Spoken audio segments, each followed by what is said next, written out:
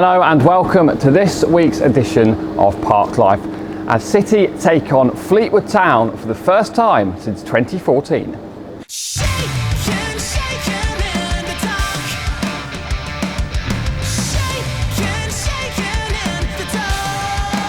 Coming up on this week's show, we hear from interim boss Kevin Nicholson and the silky Frenchman Tim Dieng, who's also on press duty. There's also a quick look at this weekend's dedicated Rainbow Laces fixture. But we start with that 3-0 win 8 years ago against the Cods.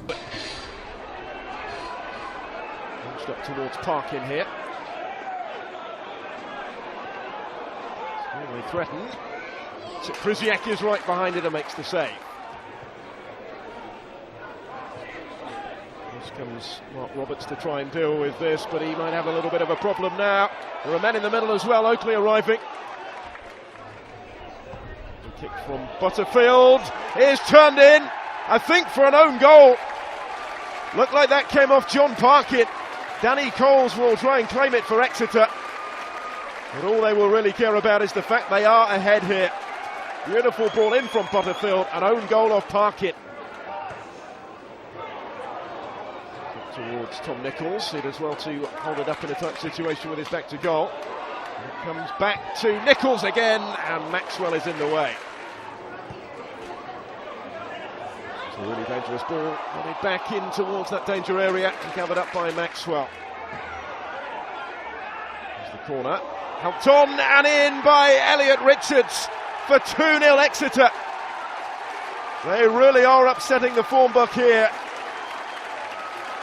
It's the man on loan from Bristol Rovers who's got the goal from right in front of goal. The kick is spilled by Maxwell. Richards is there again. He has 2 goals in 3 minutes. Exeter City have 3 goals and surely 3 points at home for the first time since the start of October. Richards at the double. Fleetwood were unbeaten in the last 5 league games coming into this. A little shell-shocked here as they come forward in search of a consolation. Krzyzak missed it.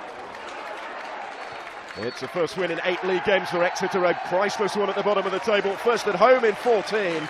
Our opponents, Fleetwood Town, currently sit in 15th place in Sky Bet League One, having scored 11 and conceded 11 this season. Interestingly, those 11 goals have come from 10 different players, with Daniel Batty leading the goal scoring charts with 2 goals this season. Cod Army are managed by former Celtic and Scotland midfielder Scott Brown and play at the Highbury Stadium, which interestingly, after Oxford last week and ourselves, is another ground which can't quite complete a full stand. That's because the Highbury Social Club takes up half of the main stand on one side and indeed the away end. But if you're lucky enough to own one of the houses on the street just outside the ground, you've got a cracking view of the pitch.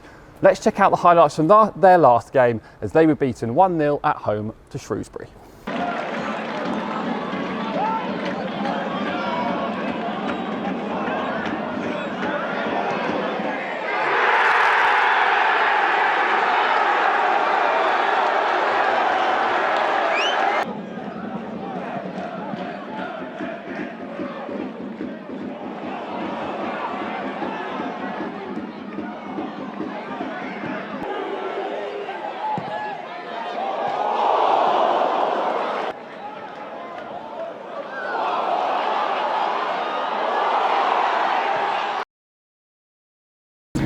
This weekend, clubs across the EFL, including Exeter City, will be taking part in Stonewall's Rainbow Laces campaign, which supports LGBTQ+ inclusion within our beautiful game.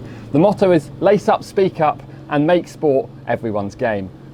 With that, Exeter City will be celebrating with rainbow corner flags, the captain will be wearing a rainbow armband, and we'll be proud to invite Alan Quick from the proud Grecians and his colleagues who will be here at the game to chat all things LGBTQ+ inclusion.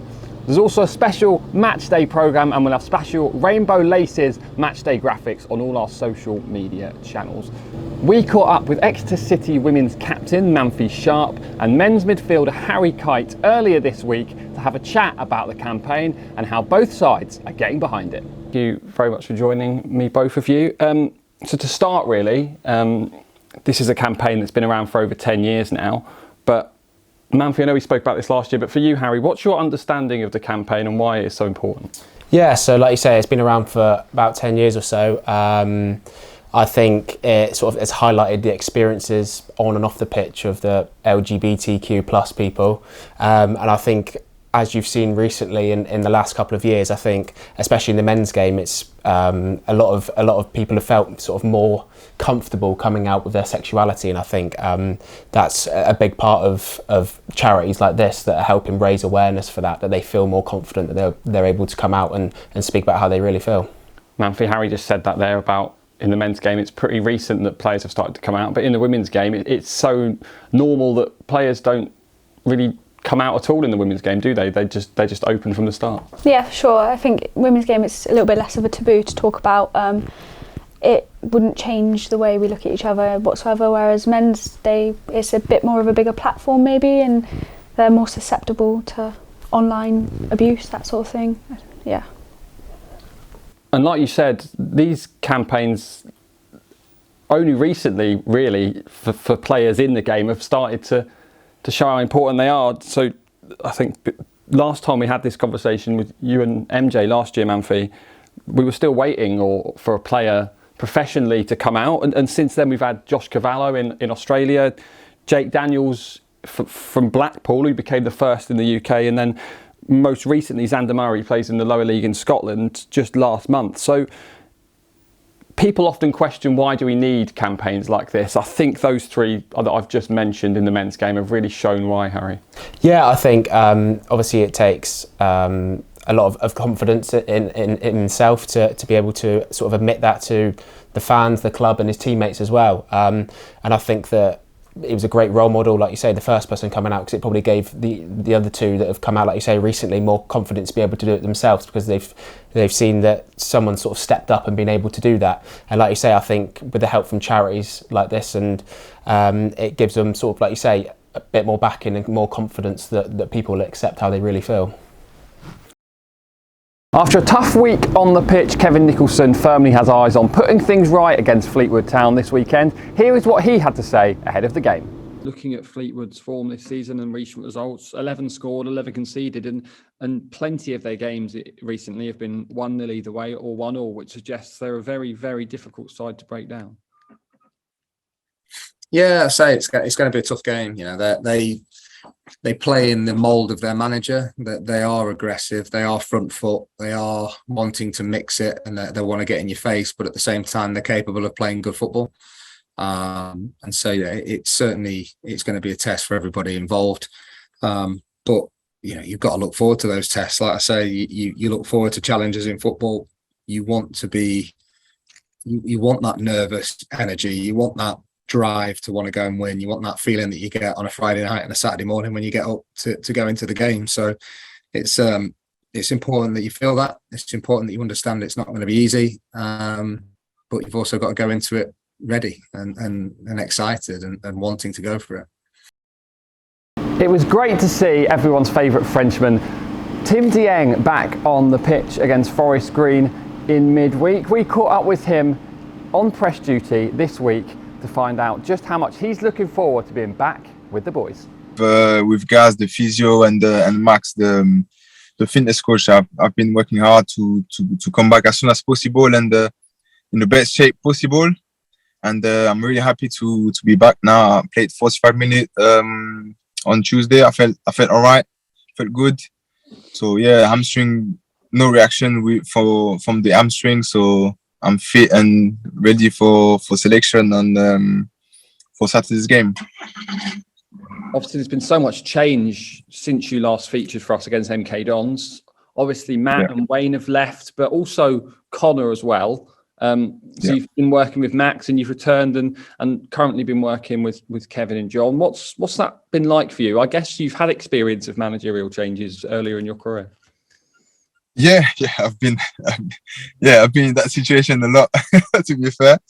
But it's always special when a big part of the staff is leaving, and especially when you had a great connection with that staff.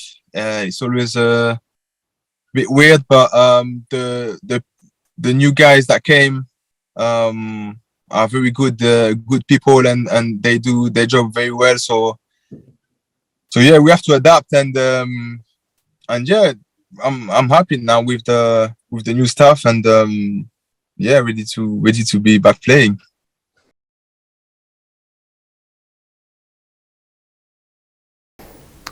Power, McAllister, Moore Taylor, Tilson. Tell you what, there's some blasts from the past in here. Welcome to the Exeter City Museum, which is home to everything ever since the start of Exeter City, really. We've got some first ever shirts, some old programmes, the day we played Brazil, the first ever squad, every matchday programme since the start of the club, I think, as well. The Exeter City Museum is part of the Stadium Tour, which are held on match days. It's the best and only way to see in here. Head over to the Stadium Tours page on the website to find out how you can book your free Stadium Tour, which includes a brilliant trip to the Exeter City Museum.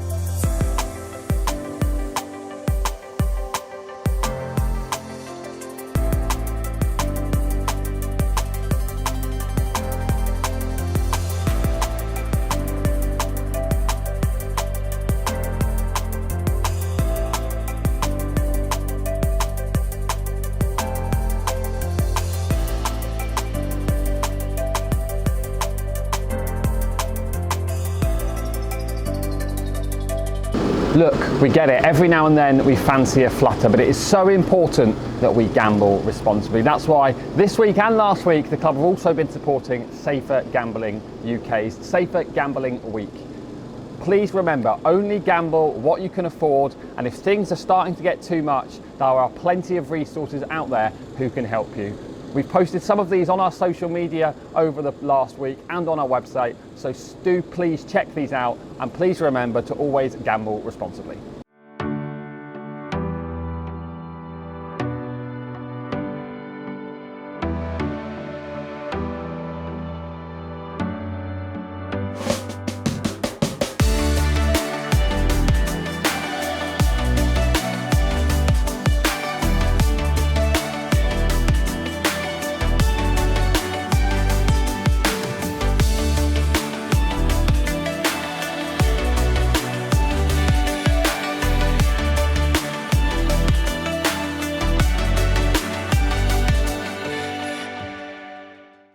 Now, there was a fabulous festival of women's football here at the park a couple of weeks ago when Exeter City women beat AFC Bournemouth 3-1 in front of a crowd of over 2,500, a new record for the side. And they continued their winning start to the season as they progressed through to the semi-finals of the Devon County Cup with a 2-0 win over Torquay United at Coach Road, the side who beat them in last season's final. Here are the highlights from that one, and check out this penalty save from Abby Bond.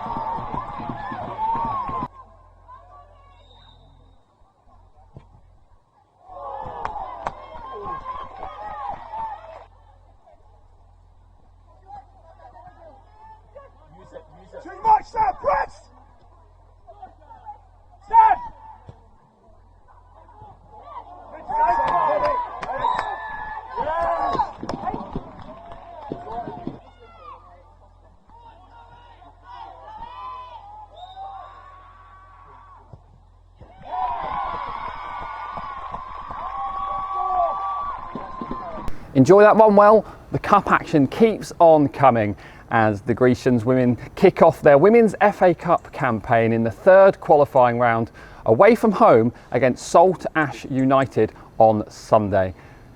The Grecians got to the fourth round last season for the first time in 20 years, where they were heartbreakingly knocked out on penalties by West Brom. But let's see if the Grecians can get even further this time round. Let's back them as they head to Cornwall on Sunday. It's a 2 p.m. kickoff at the Waterway Stadium. Contact Exeter City Women on Twitter to find out all the travel and ticket details for that one.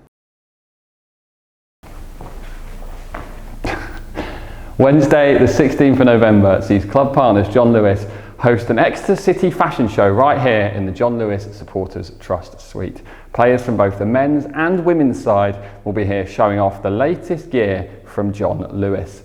Your ticket, which you can buy online from our ticketing page, also includes a glass Prosecco and canapes throughout the evening. I'm sure it'll be a great laugh and, to be honest, a pretty good laugh. So head over to the Exeter City ticket site right now and buy your tickets for the John Lewis Fashion Show.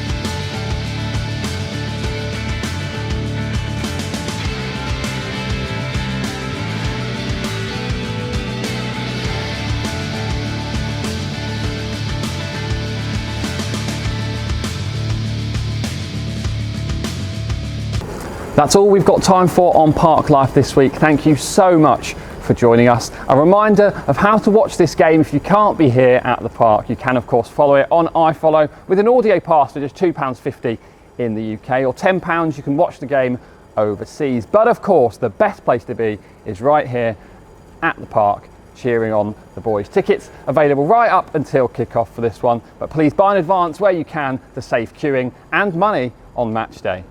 We will of course have all the coverage of the game on our social media channels. That's Twitter, that's Facebook, and that is Instagram, with live reaction from Kevin Nicholson and one of the players after the game as well. As always, one last thing to say as we always end it: up the city.